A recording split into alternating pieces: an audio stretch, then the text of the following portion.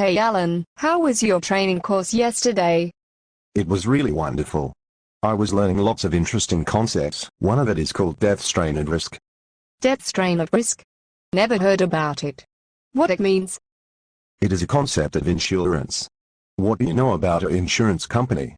I mean, about their business model. I think their main work is to get enough money in to pay their policyholder when there is some accident happen. Yes, it is. And this concept is about death.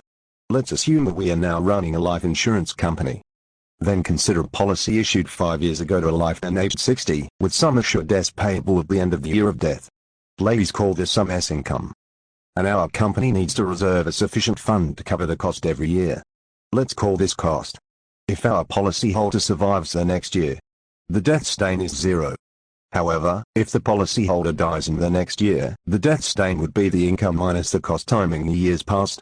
In this example, the year would be 6. Okay, I get the idea of death strain, but what is death strain of risk? That is just the maximum death strain. So the death strain of risk is the maximum death strain. I get it. So the most important thing is to predict how many policyholders will die in the next year, is that right? Yes, exactly. And this is called expected death strain. Basically, it is the expected amount of the death strain for a single policy. This sounds quite complicated. I mean, how would the company do the predication? There must be many mathematics needed to do. I can't agree more. I also think that life insurance companies need to predict the reserve money, so the costs of the next year could be covered. Actually, in order to get maximum profit, there are so many unknown things are needed to consider. Like what? Like what the interest rate are going to be, and the currency inflation. Currency inflation? What is it? Currency inflation? What is it?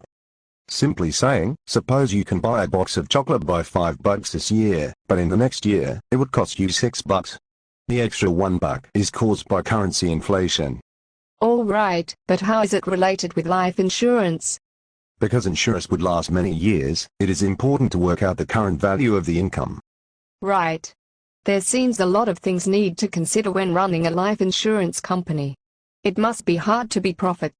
Actually, it is not that hard.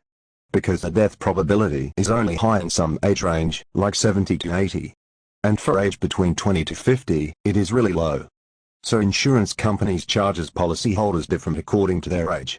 It makes sense. It seems that you've learned so many things from the training course. Maybe I should take it sometime. Absolutely.